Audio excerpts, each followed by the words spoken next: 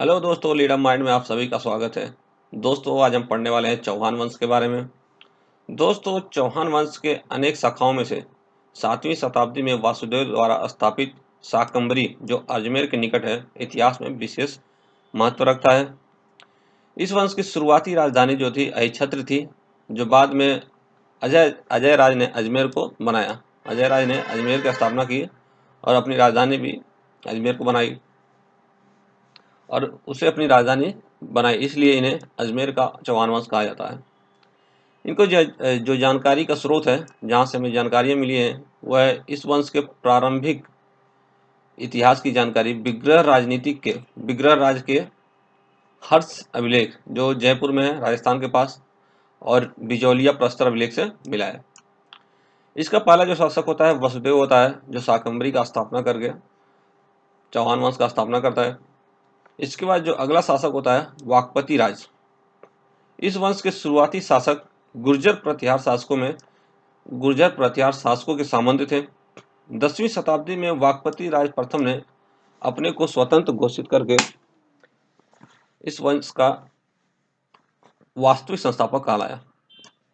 वाकपति राज इस वंश का वास्तविक संस्थापक कहलाता है। इसके बाद जो अगला शासक होता है वो होता है सिद्धराज। दोस्तों, जो हमारे लिए विशेष महत्व रखता है उसी को हम पढ़ेंगे, ज़्यादा इधर उधर का नहीं पढ़ेंगे। तो अगला जो शासक होता है सिद्धराज, इसने अपने साम्राज्य का विस्तार किया और महाधिराज की उपाधि धारण की, क्योंकि वाकपति राज ने अपने आप को स्वतंत्र घोषित कर दिया था, तो इसने अपने आप को महाधिराज की उपाधि धारण की। इसके बाद जो चौथा शासक होगा वो होगा विग्रह राज द्वितीय। इसने चालुक्य के शासक मूलराज प्रथम को पराजित किया तथा भृग कच्छ में आशापुरी देवी का मंदिर का निर्माण भी करवाया। आशापुरी देवी मंदिर का निर्माण किसने करवाया? तो विग्रह राज द्वितीय ने। इसके बाद जो अगला शासक होगा पांचवा विग्रह राज तृतीय। इसने परमार वंश की राजकुमारी राजदेव से विवाह किया और उससे विवाह करने की वजह से परमार वंश और चौहान वंश में मित्रता हो गई। विग्रह राज तृतीय ने किससे शादी किया? राजदेवी से। राजदेवी किस वंश की थी? परमार वंश की। इस वजह से परमार वंश और चौहान वंश में मित्रता हो गई। अगला शासक होता है अजय राज। ये पृथ्वीराज का पुत्र था, विग्रह राज तृतीय का पुत्र नहीं था। विग्रह राज तृतीय के बाद एक पृथ्वीराज शासन होते हैं, छोटा मोटा शासन, तो उनका पुत्र था अजय राज। इसने अजमेर नगर की स्थापना की और अपनी राजधानी बनाई अजमेर नगर को। ठीक, तो अजमेर नगर को किसने स्थापना की थी? तो अजमेर नगर का स्थापना अजय राज ने किया था। ये इसे आप याद रखिए, ये अक्सर पूछता है। इसके बाद जो अगला शासक है अरड़ो राज। यह अजय राज का उत्तराधिकारी था। इसने अजमेर के निकट मुल्तान में महमूद की सेना को पराजित किया था। अरड़ो राज महमूद की सेना को पराजित किया था। इसी के समय में महमूद ने आक्रमण किया था। इस युद्ध के बारे में विशेष जानकारी हमें नहीं मिलती है, इसलिए अब आगे आते हैं। विग्रह राज चतुर्थ। अरोड़ राज के बाद जो अगला शासक है विग्रह राज चतुर्थ, यह अरोड़ राज का पुत्र था। यह अरोड़ राज का पुत्र था। इसे बीसल देव के नाम से भी जाना जाता है। इसे बीसल देव के नाम से भी जाना जाता है। इसकी सबसे बड़ी सफलता यह थी कि तोमरों की स्वाधीनता को समाप्त करके उनको अपना सामंत बनाया था। तोमरों को अपना सामंत बनाया। इसने संस्कृत में कुछ नाटकों की रचना की। इन नाटकों का कुछ अंश 2.5 दिन के झोपड़ा नामक मस्जिद की दीवारों पर उत्कीर्ण है।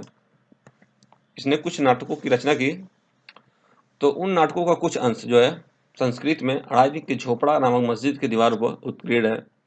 दोस्तों, ये 2.5 दिन का झोपड़ा क्या है? पहले ये विग्रह राज चतुर्थ द्वारा निर्मित विद्यालय था। विग्रह राज ने ये एक विद्यालय बनवाया था, लेकिन जब कुतुबुद्दीन ऐबक आगे चल के जब कुतुबुद्दीन ऐबक यहाँ पर कब्जा कर लेता है तो वो मस्जिद में कन्वर्ट कर देता है। ठीक, आगे देखते हैं। अगला जो शासक होता है पृथ्वीराज तृतीय। 1178 ईस्वी में सोमेश्वर का पुत्र पृथ्वीराज तृतीय शासक बना। इसे राय पिथौरा के नाम से भी जाना जाता है। इसको आप याद रखिएगा, इसे राय पिथौरा के नाम से भी जाना जाता है।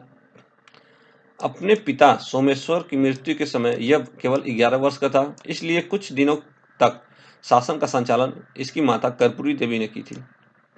क्योंकि ये 11 साल का था मात्र, इसलिए कुछ समय तक इस शासन का संचालन इसकी माता कर्पूरी देवी ने की थी। लेकिन ये जब जैसे ही 14 वर्ष का हुआ तो इसने क्या किया, शासन जो है अपने हाथ में ले लिया और इसे शीघ्र ही युद्ध में जाना पड़ा। उसने अपने ही कुल के नागार्जुन को सबसे पहले पराजित किया। इसने विद्रोह कर कुछ गांवों पर अधिकार भी कर लिया था। इस वंश का सबसे महान शासक था पृथ्वीराज तृतीय। इस वंश का सबसे महान शासक था। जिस पृथ्वीराज चौहान के बारे में हम लोग पढ़ते हैं वो तृतीय है, जिसका युद्ध हुआ था तराई का युद्ध, पहला युद्ध तराई का, दूसरा युद्ध तो यही था। ठीक। इसने पृथ्वीराज चौहान और मोहम्मद गौरी के बीच युद्ध हुआ था। इसी समय में युद्ध हुआ मोहम्मद गौरी का। ठीक है, आगे देखते हैं। पृथ्वीराज चौहान विजयी हुआ था। 1192 में फिर आक्रमण हुआ था। 1191 में एक बार मोहम्मद गौरी आक्रमण किया तो पृथ्वीराज चौहान विजय हुआ, लेकिन कुछ समय बाद मोहम्मद गौरी फिर तैयारी करता है और फिर आक्रमण करता है। 1192 ईस्वी में तराई का दूसरा युद्ध होता है।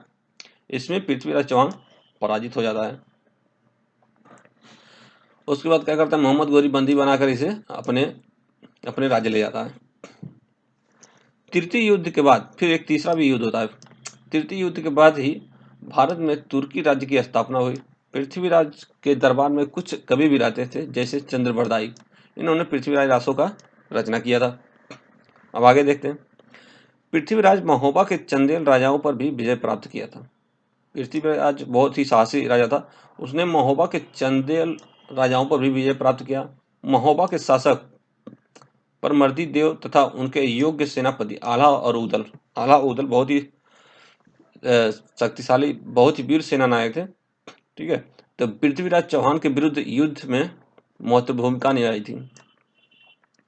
जब महोबा के शासक परमर्दी देव से युद्ध हुआ, उस समय आला रुदल पृथ्वीराज चौहान के विरुद्ध आक्रमण किए थे, युद्ध किए थे, महत्वपूर्ण भूमिका निभाई थी। लेकिन परमर्दी देव शासक जो है मारा गया। महोबा के शासक परमर्दी देव उस युद्ध में मारा गया था और आला रुदल जो थे वो पृथ्वीराज चौहान के सेना में आ गए थे। जब पृथ्वीराज चौहान ने जयचंद की पुत्री संयोगिता का अपहरण किया, उस समय पृथ्वीराज चौहान के लिए आला उदल की भूमिका जो थी महत्वपूर्ण रही। उसमें आला उदल ने बहुत ही ज़्यादा साथ दिया था। जब पृथ्वीराज चौहान संयोगिता को अपहरण किया था, स्वयंवर से इन्होंने उठा लिया था। दोस्तों अब देखते हैं कि पृथ्वीराज चौहान जो है, पृथ्वीराज चौहान का दूसरे तराई युद्ध में हारने का कारण क्या था। क्या हुआ कि जब 1178 ईस्वी में मोहम्मद गौरी ने गुजरात पर जब आक्रमण किया था, उस समय गुजरात के शासक पृथ्वीराज चौहान से सहायता मांगी थी। लेकिन पृथ्वीराज चौहान का एक प्रधानमंत्री था कदम्बवास। उसने सलाह दिया कि कोई सहायता न दी जाए और पृथ्वीराज चौहान ने कोई सहायता नहीं दिया। प्रधानमंत्री जो कदम्बवास था उसका ये मानना था कि मोहम्मद गौरी तो दुश्मन है ही, लेकिन ये गुजरात का नरेश भी हमारा दुश्मन है। दोनों दुश्मन आपस में लड़के नष्ट हो जाएंगे। लेकिन ऐसा कुछ हुआ नहीं, क्योंकि गुजरात का नरेश जो है विजयी रहा। मोहम्मद गौरी हार गया, हार कर वो भाग गया। लेकिन फिर क्या हुआ, 1181 में गौरी ने सियालकोट पहुंचा और वहां एक दुर्ग का निर्माण करवाया। सियालकोट पहुंचा, वहां पर एक दुर्ग का निर्माण करवाया और 5 वर्ष बाद उसने पंजाब को महमूद गजनवी के वंशज खुसरो मलिक से छीन लिया। इसके पश्चात गौरी के सैनिकों ने चौहान राज्य की सीमाओं पर लूटपाट करना शुरू कर दिया, किंतु चौहान सेनाएं संभवतः 7 बार उन्हें वापस ढकेलने में सफल हुए। लेकिन ये सब जो लड़ाई थी तो छोटी मोटी मुठभेड़ थी। आगे जो लड़ाई होता है पृथ्वीराज का मोहम्मद गौरी से आमना सामना जो है 1191 ईस्वी में तलवाड़ी के मैदान में हुआ। पृथ्वीराज की सेना ने दिल्ली के राजा गोविंद राज के साथ मुस्लिम सेना पर ऐसा प्रहार किया कि वह भाग निकली। गौरी भी इसी प्रकार अपनी जान बचाकर भागा। एक मत यह भी है कि गौरी पकड़ा गया और 30 हाथी और 500 घोड़े देकर अपनी जान बचाई। पृथ्वीराज ने इस समय एक भयंकर गलती की, उसने भागती हुई सेना का पीछा नहीं किया। इसके बाद वह संयोगिता के साथ भोग विलास में डूब गया। जब मोहम्मद गौरी चला गया तो वो संयोगिता के साथ भोग विलास में डूब गया। और उधर क्या है, मोहम्मद गौरी अपना तैयारी करता रहा। संयोगिता कौन थी, ये गढ़वाल राजा जयचंद की पुत्री थी, जहां से इसने अपहरण करके लाया था स्वयंवर से। उधर मोहम्मद गौरी अपना 1 साल तैयारी करता रहा और 1 वर्ष बाद गौरी ने फिर आक्रमण किया। पृथ्वीराज ने अन्य राज्यों की विदेशी शक्तियों से मिलकर मुकाबला करने का निमंत्रण दिया, क्योंकि मतलब मदद मांगा। लेकिन ये पहले ही सबको दुश्मन बना चुके थे। ठीक, किंतु गढ़वाल राजा ने शत्रुता के कारण उसका साथ नहीं दिया। पृथ्वीराज अपनी सेना को तलवाड़ी के मैदान में लाया। 150 राजपूत सामंत उसके साथ 150 राजपूत सामंत जो था पृथ्वीराज चौहान के साथ थे, जिन्होंने विजय प्राप्त करने या प्राण उत्सर्ग करने की कसम खाई। इस युद्ध में मोहम्मद गोरी ने कूटनीति से काम लिया, क्योंकि वो पहले भी एक बार हार चुका था। उसने कूटनीति से काम लिया। उसने अपनी सेना को 10,000 के भागों में विभक्त किया और रात में पृथ्वीराज की सेना पर आक्रमण किया और फिर भागने का बहाना किया। फिर सुबह हुआ, सूर्योदय के समय उसने फिर आक्रमण किया। इस समय पृथ्वीराज जो है सो रहा था और हिंदू सैनिक जो थे नृत्य क्रिया में लगे हुए थे। फिर भी तीसरे पहर तक लड़ाई चली। फिर भी दोपहर के बाद तक भी लड़ाई चलती रही। तब मोहम्मद गोरी ने पीछे छोड़ी हुई सेना को, जो अपना कूटनीति बनाया था, पीछे छोड़ी हुई सेना के साथ निर्णायक आक्रमण किया और पृथ्वीराज की सेना के 10,000 सैनिकों को मारे गए।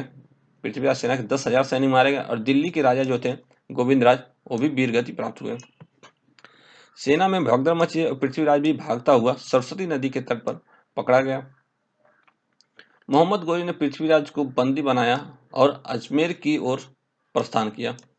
अजमेर में उसने मंदिरों को तोड़ा, हजारों लोगों का वध किया, उसके अपार संपत्ति लूटी और लास्ट में उसने पृथ्वीराज को मरवा दिया।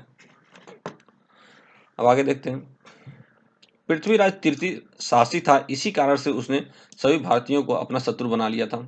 तराई के दूसरे युद्ध में किसी बड़े राजनेता ने या किसी राजा ने उसकी सहायता नहीं की। उसे अकेले लड़ना पड़ा।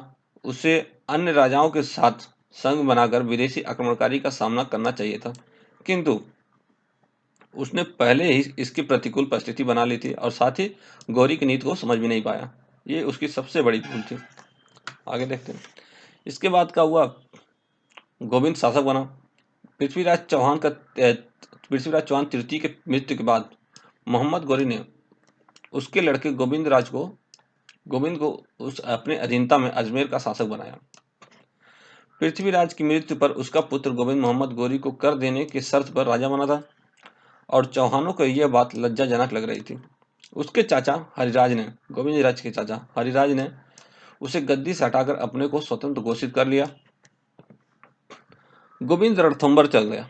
जब उसको गद्दी से हटा दिया तो गोविंद का क्या, रणथंभौर चला गया, जहां उसने चौहान के एक नए वंश की स्थापना की। गौरी ने अपने सेनापति कुतुबुद्दीन ऐबक को, ठीक है, अब क्योंकि अजमेर का शासक कौन बन गया था, हरिराज, जो गोविंद का चाचा था। तो मोहम्मद गौरी ने अपने सेनापति कुतुबुद्दीन ऐबक को फिर अजमेर पर आक्रमण करने को भेजा। हरिराज निराश होकर आग में जलकर मर गया। जब कुतुबुद्दीन ने आक्रमण किया फिर अजमेर पर, तो हरिराज जीत नहीं सका और अपना आत्महत्या कर लिया। अजमेर पर मुस्लिमों का अधिकार हो गया और रणथंभौर में जहाँ गोविंद ने नया चौहान वंश का स्थापना किया था, वहाँ पर भी 1301 ईस्वी में अलाउद्दीन खिलजी ने उनका समापन कर दिया, वहाँ पर अधिकार कर लिया। दोस्तों ये रहा चौहान वंश का टॉपिक, ये समाप्त होता है। दोस्तों वीडियो अच्छा लगे तो लाइक कीजिए, सब्सक्राइब कीजिए और दोस्तों में शेयर जरूर कीजिए।